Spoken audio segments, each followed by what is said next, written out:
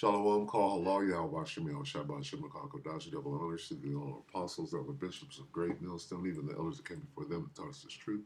Shalom and salutations to all the brothers out pushing the word in truth and in sincerity on full like tabernacle of David and my brother, Elder Yahshua. Shalom and salutations to you all. So I'm gonna just do shorties now, right? Some shorts on this first day of whatever month it is in winter, and it's not spring, so it's not the beginning anyway. Shorties. All right, that's all we're gonna do. Joel 2. Let's get straight to the missiles, straight to the point, straight into the point, no chaser. Who says that? The elder Amon Gabar. Right, this is the book of Joel 2 and Army of Locusts, right? Which is talking about those missiles. So we'll read one.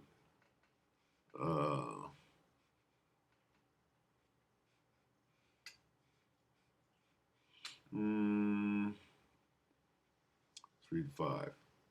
Joel 2 and 5, we're talking about missiles here, even drones. Joel 2 and 5, like the noise of a chariot, Salah, like the noise of chariots on top of mountain. Joel 2 and 5, like the noise of chariots on tops of mountains shall they leap, like the noise of a flame of fire that devoureth the stubble, as a strong people set in battle array. It's talking about those companies or platoons, all right, regiments of missiles. All right, so I'm not going to stay on it. I'm going to get to what Danny is going to talk about here. And I'm going to try to keep this as short as possible. So this has changed everything, all right? This has changed everything. They tried to kill Putin, same way they did with the Iranian guy. Okay, well, let's huddle up, let's have these peace talks, and then here comes a missile. So Vlad is mad, and what is Vlad going to do? Because they tried. Now, this happened, what, yesterday? 2 days. Today is the 1st. This happened, I believe, on either the 30th or the 31st. So all of this is new and is going down right now. It just changed everything. So going into the new year, we got this. Now listen to the first thing he says, and then I'm going to jump to right around 7 minutes in. Now listen to how he opens this up. Listen to this is Danny Highfall. Listen to how he opens up this portion of his show. Take it, Dan. Ukraine has done the unthinkable, and the retaliation from Russia will be brutal. Here's what Sergei Lavrov announced with regard to a massive drone strike that targeted Vladimir Putin himself on his presidential compound. I'm going to read it because it is in Russia. On the night of December 28th to 29th, 2025, the Kiev regime launched what was a terrorist attack using 91 long-range strike unmanned aerial vehicles on the state of the Russian Federation, the state residence of Vladimir Putin himself. Boom. Right there. That's all you need. What happened? Well, Ukraine launched missiles or drones, whatever you want to call them, launched some shit, right? And it was long range, okay? So in order for Ukraine to launch anything long range means the CIA had to be guiding it, which implicates the U.S. Now, what did they do? They tried to get the head of the snake, which is Putin. He knows it. He knows that the U.S. was involved. So this just raised the game. It just raised up everything. So wherever we were, DEFCON 2, nigga, now we're at DEFCON 1. We're at DEFCON nothing. All right, meaning them nukes are getting real close to flying. The state of the Russian Federation, the state residence of Vladimir Putin himself. He continues that this was in the Novgorod region where that is located. All unmanned aerial vehicles, all drones were destroyed by air defense systems of the Russian Federation. What does that tell you?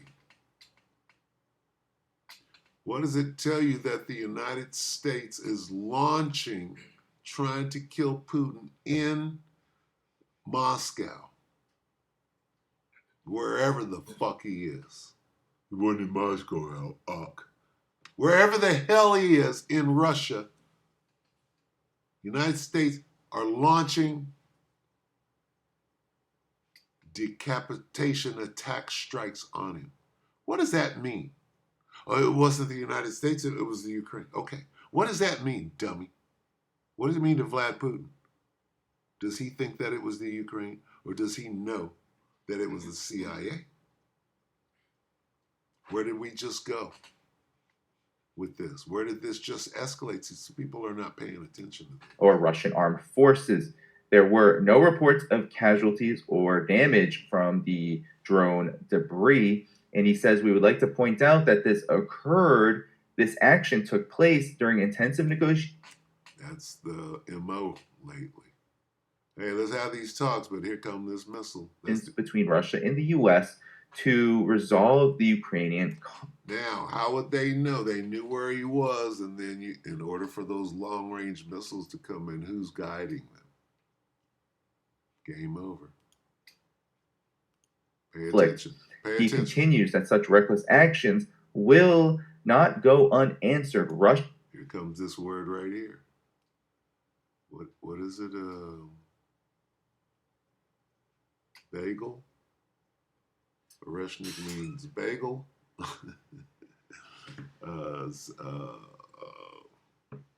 Croissant. What does it mean? Flying bagel. Something like that. This retaliation, the targets for strikes, and the time for their implementation by the Russian armed forces have been determined already. At the same time, Russia is not going to withdraw from the negotiation process with the U.S. However, we're going to keep up the facade. Okay, so this is World War III, people. All right?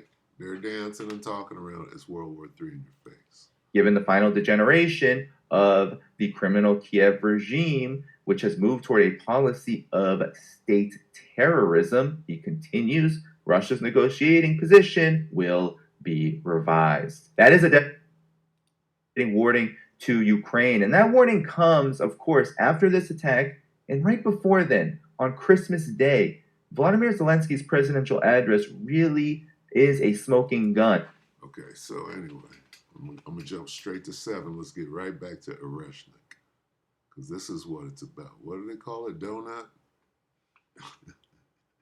Bagel? Slovakia. They try to slip a commercial in on me. Slovakia real quick. Tight space shit. Here we go. Major circulation of information saying that Russia could go right back to here. There are major rumors now, major circulation of information saying that Russia could very well use the Oreshnik on decision-making centers in Ukraine. Rumors of war, classic. He uses it. He said it, not me.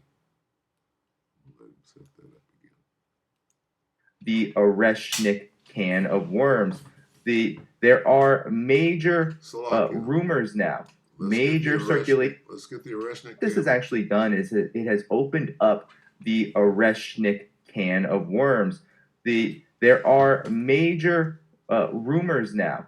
Major circulation of information saying that Russia could very well use the Oreshnik on decision-making centers in Ukraine, including, let's get a precept.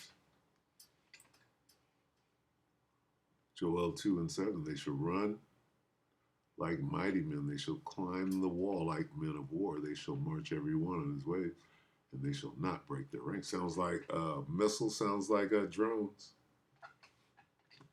Long-range drones. Yeah. Same effect.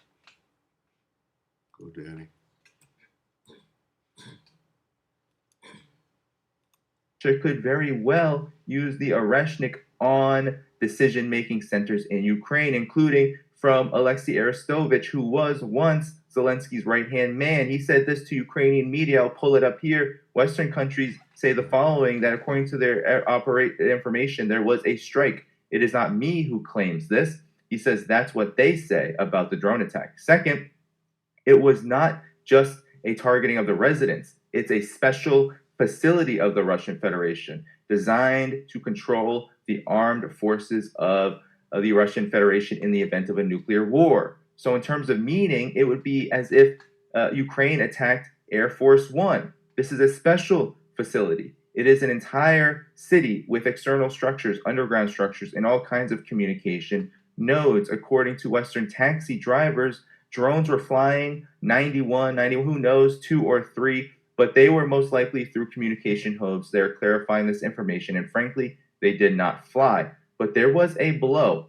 And he continues, why are Russians deeply outraged by this? Because this is a strike on the control center of the nuclear triad of the armed forces of the Russian Federation during a bloody nuclear war. This is an attack by a saint on the saints, according to the Russian nuclear doctrine and the nuclear doctrine of any state that has nuclear weapons. This is a pretext for nuclear war. In Kiev, they will not strike with technically nuclear weapons. They don't have it, according to them. This is a sharp escalation, however, a change in the entire international framework. They won't go, but with all sorts, you may see the hazelnut flying. And so I want to pause. The hazelnut, I'm sorry, I keep calling it the pastry. The hazelnut, Salakia. Listen to this. They won't go, but with all sorts, you may see the hazelnut flying. And so I want to pause there, because when he says that the hazelnut will fly, and what he's referencing is actually the Oreshnik, because in Russian, Oreshnik actually means hazelnut, and that is the name of the missile. So what Alexei Arestovich is saying here, it's 100% certain that ballistic missiles will fly toward decision-making center. Oreshnik can be fitted with a nuclear tip. So the hazelnut can be, can it be an ICBM? I wonder what the length,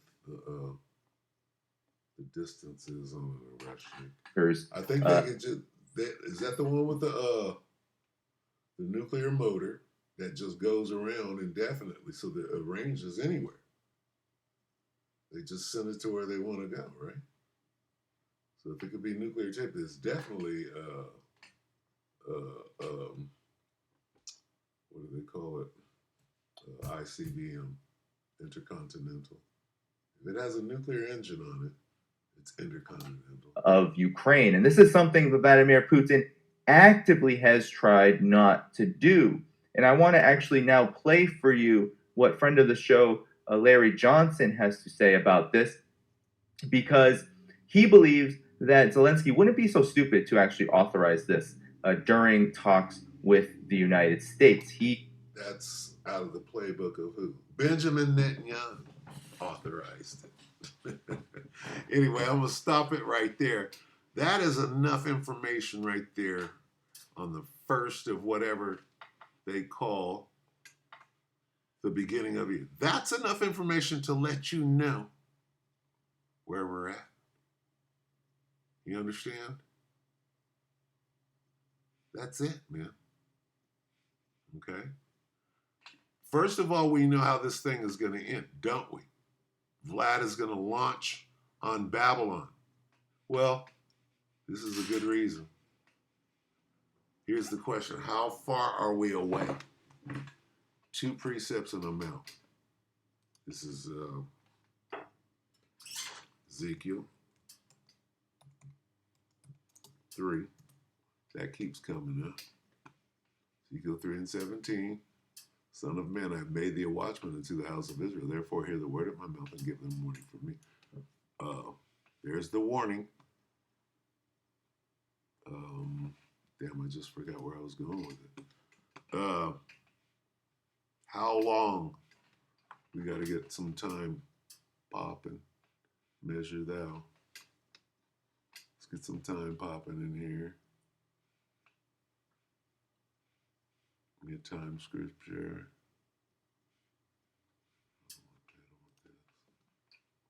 9 and 1.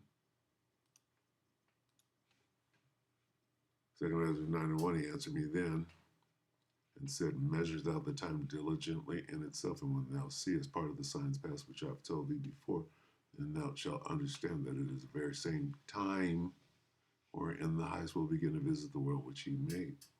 Therefore, when there shall be seen earthquakes and uproars of the people in the world, then shalt thou well understand that the Most High spake of those things from the days that were before thee, even from the beginning. Okay, so anyway, the point being made here, how long, right?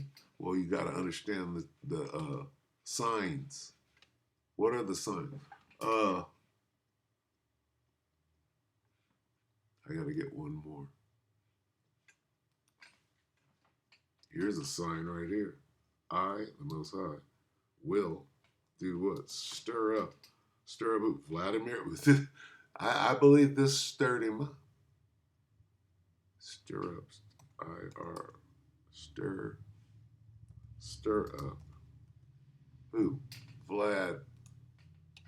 This just stirred up. You think them trying to kill, what does this say? Russia's Russian missiles will destroy Ukraine over that shit you did to Vlad. That decapitation attack that you launched on Vlad himself. Right, where was I? Stir up. Isaiah 13:17. Behold, I will stir up. Who is I? The Most High will do what? Put the spirit of triumph. That's what stir up means. I'm going to make it so that Vlad knows he's about to do what he's got to effing do to win. That's what stir up means. Behold, I will stir up the Russians against them. Who is them? The Babylonians. Who is Vlad mad at right now? The Babylonians. He knows who did it. He ain't mad at Zelensky. He ain't mad at NATO. He's mad at the Babylonians. Who is the most, here's a better question. Who is the Most High stirring up Russia against? The Babylonians. See, the Most High is doing this. It's not up to the Vlad or Don the Khan. The Most High is running this show. He's doing the stirring up, and we're watching it. This is it. That's the stirring up. Look. Reported this to RT. Well, we've got to look at the timing of this. Now, my understanding is that the attempted attack. We got to look at what? I just brought it out. The timing of this. He answered me and said, measure the time. We're measuring. You got to look at the timing. Yeah. Keep talking. Right? What else? The timing of what? The stirring up. Right? Behold, I will stir. Well, the Most High is doing it. You got to look at the timing of, well, this is about the timing. When did this stirring up happen? Well, it happened less than, 48 hours ago? So what must you understand about this stirring up? Because this nigga's mad now. He's sending out Oreshniks that might have nuclear tips. What are we waiting for? We're waiting for Vlad to send out nuclear missiles. Is this it? This is the beginning of it. When is this happening? Now, today, on the 1st. The timing. You got to recognize the timing of it. Listen to what he's saying. United States. He reported this to RT. Well, we've got to look at the timing of this. Now, my understanding is that the attempted attack on the residence started at around 10 p.m., What day? 11 p.m. Moscow time. On what day? And it extended until, say, 2 a.m. In the morning of the 29th. Well, that time, 10 a.m. Moscow time, was 2 p.m. at Mar-a-Lago. So in other words, this attack was taking place while Zelensky's meeting with Trump ostensibly to talk peace. I don't think he's that stupid to launch that kind of attack while meeting with Trump. I think this reflects that there is some significant division within Ukraine, that this was carried out with Ukrainian intelligence. It wouldn't surprise me with Budnov being involved, and with British. You think he was actually... Whoever did that did it to sever the link or the brotherhood that is between Trump and Vlad Putin. So that would be the deep state trying to dismantle Putin's stranglehold on the White House. Look at Melania. Who is Melania? That's Natasha. You got Boris and Natasha. What is Natasha doing with Donald Trump? Because Boris sent her over there.